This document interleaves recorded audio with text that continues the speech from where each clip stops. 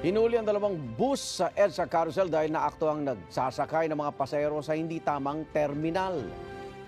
Kinumpiska ang driver's license ng mga bus driver at inisyuhan sila ng temporary operator's permit na may karampatang multa. Ang paliwanag ng ilang driver sa unang balita live ni James Agustin. James, paliwanag o palusot? Igan, Maris, Ivan, good morning. Maaga nagsagawa ng operasyon ng mga operatiba ng SAIC sa EDSA Busway laban doon sa mga carousel bus na nagsasakay ng mga pasahero sa hindi terminal. Bago mag alas 5 ng umaga nang mahuli kanina ang isang carousel bus matapos magsakay ng pasahero bago pa dumating ang Guadalupe Station southbound sa Makati. Hinarang din ang isang bus matapos naman magsakay ng dalawang pasahero, ilang metro ang layo sa Ortigas Station northbound sa Mandaluyong.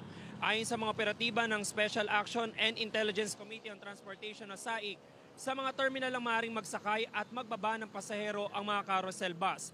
Delikado kasi para sa mga pasahero na sa gitna mismo ng busway sumasakay. Kinumpiska ang driver's license ng mga nahuli. Inisyuhan din sila ng Temporary Operator's Permit o TOP para sa paglabag na pick and drop of passenger outside the terminal. May multa raw po yan ng 6,000 piso. Narito naman ang pahayag ng bus driver na nahuli sa area ng Mandaluyong. Hindi ko naman pwede tumakbo kasi may naglalakad sa daan eh. E di sinakay ko na lang para hindi makaipit.